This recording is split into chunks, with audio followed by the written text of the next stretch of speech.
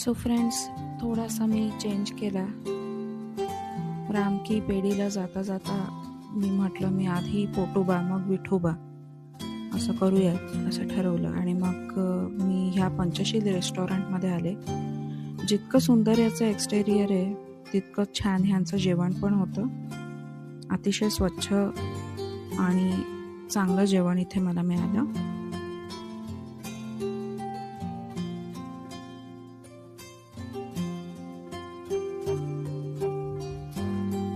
इथून पुढे आपण येतो ते इथल्या प्रसिद्ध अशा धरमपथ ह्या रोडवर.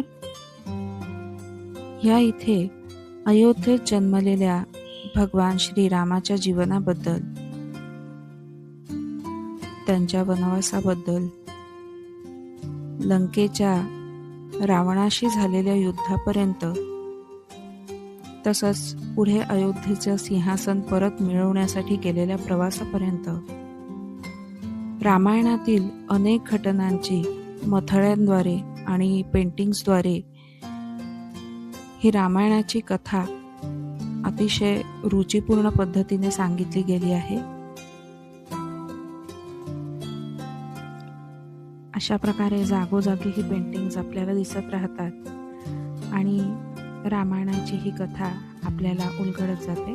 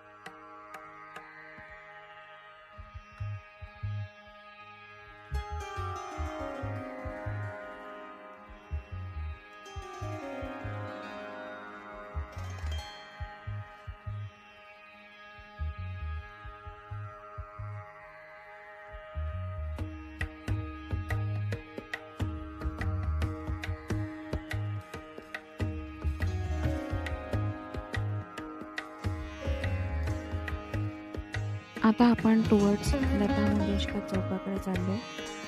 पंतप्रधान श्री मोदी यांनी या चौकाचं 28 सप्टेंबर 2022 या दिवशी उद्घाटन केलं होतं. चौकात वीणेचं भव्य शिल्प आहे.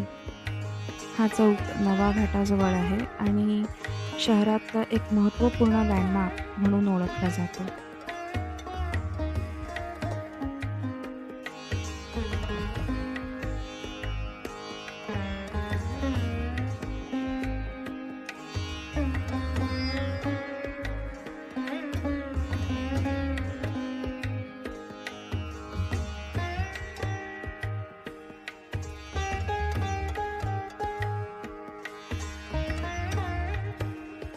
आपल्याला ही जी लांबून दिसतीये हीच ती प्रसिद्ध राम की पेढी. आणि आता आपण इथल्या शरयू नदीकडे चाललो आहोत. अतिशय भक्तिपूर्ण वातावरण आहे इथे. काही भाविकांनी आपल्या कपाळावर श्रीरामांचं नाव लाल पिवळ्या रंगात रंगवून घेतलं होतं.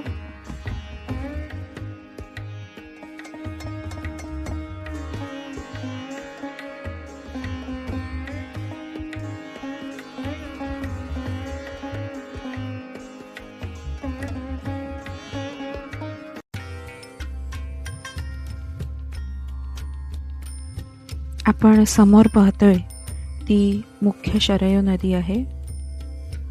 पलीकडे जिथे घाट बांधले आहेत त्याला इथले स्थानिक लोक छोटी गंगा असं म्हणतात. इथे शरयू नदीवर बोटिंगची पण सुविधा दिसते,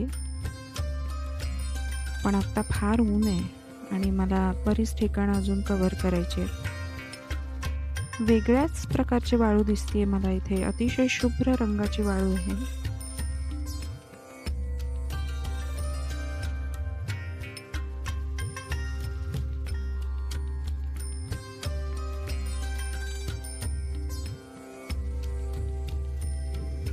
ह्या इथेच मी माझे हातपाय धुतलेले आहेत आता. आणि ह्या इथे भोंदू लोक आपल्याला खूप मिळतात, पण आपण त्यांच्याकडे दुर्लक्ष करू शकतो.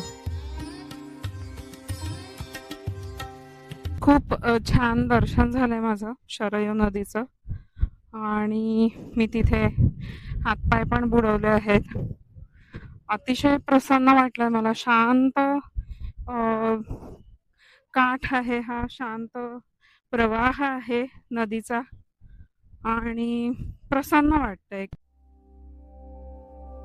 फ्रेंड्स, हीच आहे ती प्रसिद्ध राम की पेढी ही जागा. सरयू नदीच्या काठाला असलेल्या घाटांची शृंखला आहे ही. ऑक्टोबर 2019 मध्ये दिवाळीच्या निमित्ताने अयोध्येमध्ये राम की पेढीवर 4,50,000 दिवे लावून गिनीज वर्ल्ड रेकॉर्ड तयार केला गेला.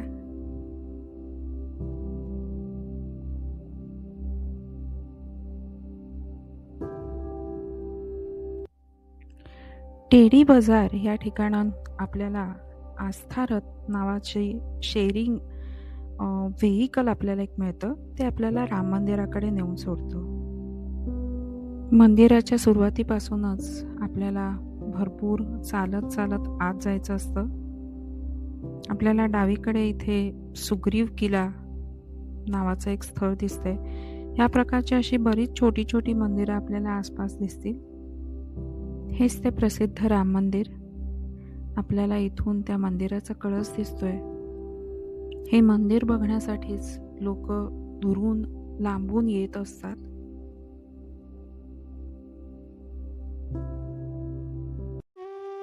या ठिकाणाहून पुढे गाईज मला फक्त माझी मनी पर्स नेता आली. बाकी सगळी इलेक्ट्रॉनिक साधनं आणि माझी हँडबॅग आणि माझ्या चप्पल्स अशा मला लॉकर रूममध्ये ठेवायला लागल्या.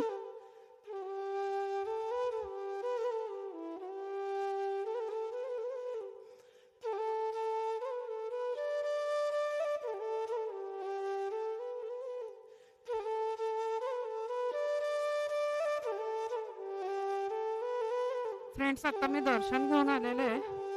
खूप घाई करतात इथे दर्शनाला.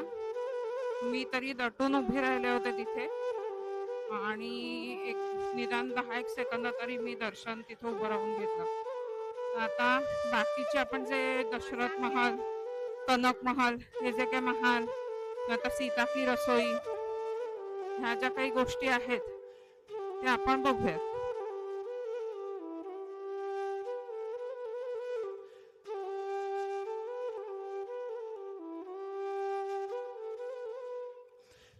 देवळाच्या बाहेर आलो की डाव्या बाजूला आपल्याला 2 शॉप्स लागतात, जिथे आपण अयोध्येच्या ह्या राम मंदिराची सुव्हिनियर्स किंवा अजूनही बऱ्याच काही पूजेच्या सामग्री मिळतात इथे.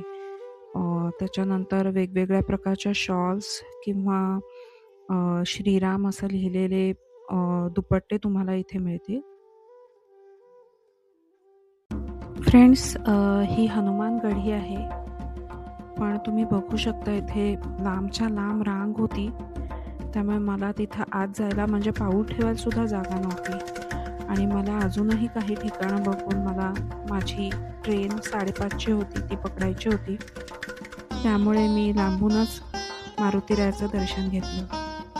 हनुमानगडीहून थोडेसे आपण पुढे आलो की तिथे दशरथ महल आणि कनक भवन अशी 2 प्रासादं आहेत. मी होळीच्या दिवसात आल्यामुळे तुम्ही बघू शकता इथे मोठ्या प्रमाणात रात्रीसाठी जी होळी होणार होती त्यासाठीची तयारी चालू होती.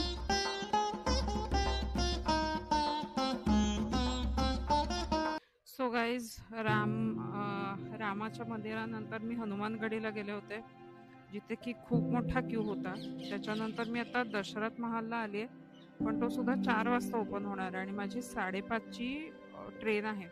कनक महल आणि दशरथ महल हे दोन्ही 4 वाजता ओपन होणार आहेत. सो मी फक्त मग दशरथ महाल बघणार आहे आता, आणि मला निघावं लागेल अनफॉर्च्युनेटली. आणखीन एक कॉमन गोष्ट आपल्याला इथे दिसेल ती म्हणजे माकडं. जागोजागी इथे माकडं आहेत. एक गमतीदार किस्सा शेअर करते तुमच्यासोबत. आम्ही जेव्हा या दशरथ महालाच्या इथे उभे होतो वाट बघत केव्हा दार उघडेल म्हणून, तर तिथे एक कपल बसलं होतं जे की शांतपणे झाडाखाली गप्पा मारत बसलं होतं. त्यांच्या हातात प्रसादाचे 10 पुडे होते. तर त्यांच्या नकळत एका माकडाने त्यांच्या मागे येऊन ते 10च्या 10 पुडे पळवले आणि नंतर तो माणसाच्या मागेही धावला. पण तो माणूस माकडापर्यंत पोहोचेपर्यंत ते प्रसादाचे पुडे आणखीन 10-12 माकडं आली आणि त्यांच्या डिस्ट्रीब्यूट पण होऊन गेले होते. सो फायनली गाईज, हे दशरथ महालाचं दार आमच्यासाठी उघडलं.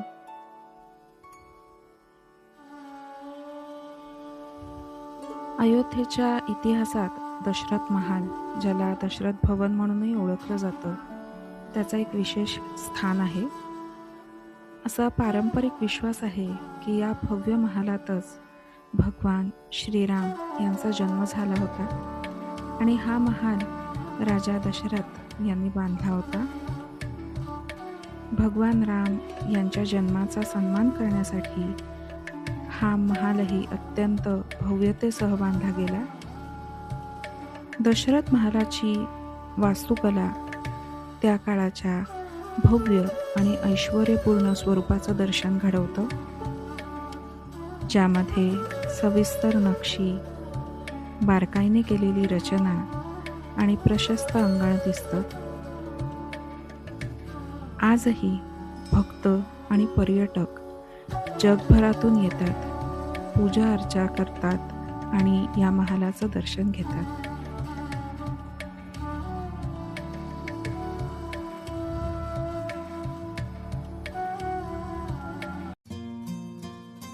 एवढ्या लांब आलो आहोत तर कनक भवन बघूनच जाऊयात, असं म्हणून मी कनक भवनची धावती भेट घेतली. काही लोकांचा असा विश्वास आहे की हे भवन राणी कैकेयी यांनी सीतेला विवाहानंतर भेट म्हणून दिलं होतं. तर काही कथांनुसार राजा दशरथ यांच्या विनंतीनुसार विश्वकर्मा यांच्या मार्गदर्शनाखाली या ठिकाणी एक दिव्य महाल बांधला गेला. हे भवन सीता आणि राम यांच्यासाठी एक खाजगी निवासस्थान म्हणून वापरलं जात असे. कनक भवन, ज्याला सुवर्ण मंदिर किंवा सोनेका मंदिर म्हणून ओळखलं जातं, ते भारतातलं एक अत्यंत प्रतिष्ठित उपासना स्थळ आहे. कनक ह्याचा अर्थ हिंदीत सोनं असा होतो. हे मंदिर वास्तुकला आणि डिझाईनच्या उत्कृष्टतेचं एक उल्लेखनीय उदाहरण आहे. हे भवन अयोध्येतील सर्वात भव्य आणि आकर्षक इमारतींपैकी एक आहे.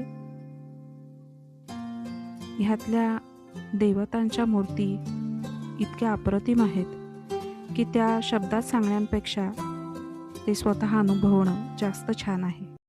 सो फ्रेंड्स, अशा प्रकारच्या टमटमने मी स्टेशनला रवाना झाले. काय मग, मजा आली की नाही? अशीच मजा पुढच्या पार्टमध्ये आपण दिल्लीत जाऊन करणार आहोत. See you then.